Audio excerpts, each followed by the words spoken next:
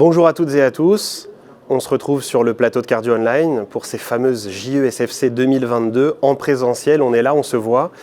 Je suis Théo Pezel du CHU Lariboisière à Paris et j'ai le plaisir d'accueillir le professeur Patricia Réan du CHU de Bordeaux pour échanger au sujet d'une question importante qui est celle du diagnostic de l'hypertrophie ventriculaire gauche et particulièrement au niveau du septum.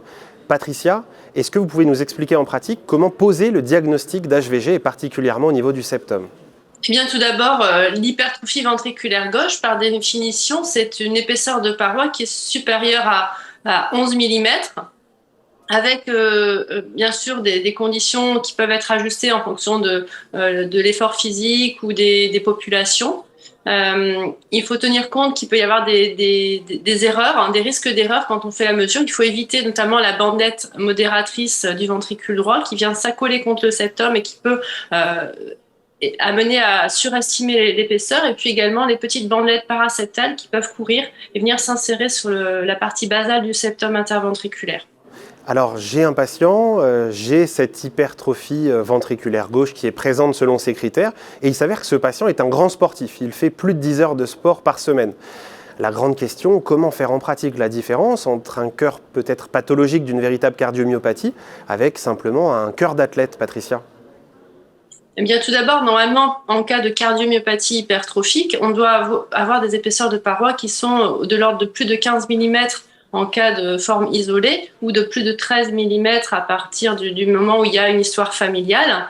Et puis, il va falloir tenir compte d'un faisceau d'éléments. En fait, c'est pas un élément qui va donner l'explication. Il faut tenir compte du fait qu'il y a des antécédents éventuellement dans la famille de cardiomyopathie hypertrophique ou alors de mort subite, surtout particulièrement avant 50 ans, de manière inexpliquée.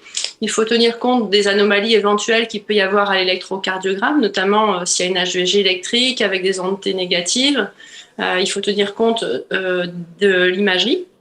Tout d'abord, l'examen de première ligne, c'est l'échocardiographie qui va permettre de regarder différentes choses, notamment si c'est asymétrique, cette hypertrophie, si elle est harmonieuse, si elle concerne l'ensemble du ventricule gauche. Si le ventricule droit est concerné également par un certain degré d'épaississement anormal. Et puis, si la paroi, le diamètre de la cavité ventriculaire est trop petit, ça doit faire suspecter plus facilement une cardiomyopathie.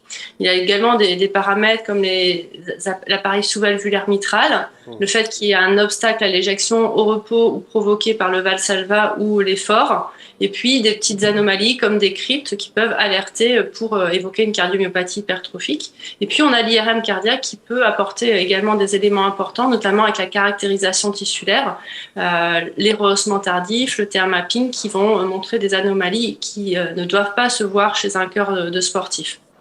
Alors justement, Patricia, vous mettez le doigt dessus, l'IRM cardiaque, on nous en parle de plus en plus souvent, déterminante pour faire le diagnostic de cardiomyopathie. Et en pratique, au quotidien, chez quel patient proposer une IRM cardiaque? On ne peut pas forcément la proposer devant tout HVG. Dans votre routine, Patricia, à qui vous proposez finalement l'IRM cardiaque? C'est sûr que l'IRM cardiaque ne peut pas être proposé à tous les patients. On va plus particulièrement s'intéresser aux patients qui ont des épaisseurs de paroi entre 12 et 15 mm, parce qu'au-delà de 15 mm, on est quand même plus en faveur d'une CMH d'emblée et on a quelque part un petit peu la réponse déjà. Mais on va surtout le faire quand on a un diagnostic qui est incertain, quand on ne voit pas très bien, quand la fenêtre ultrasonore à l'échographie est imparfaite et ne permet pas de bien mesurer l'épaisseur des parois. Dès qu'il y a un doute et que l'un des critères que j'ai évoqués juste avant fait tilter et évoquer, suspecter une cardiomyopathie hypertrophique plutôt qu'un cœur d'athlète. Merci beaucoup Patricia. Écho, IRM, on voit à quel point cette imagerie multimodale, elle devient décisive pour la prise en charge de nos patients. À très bientôt.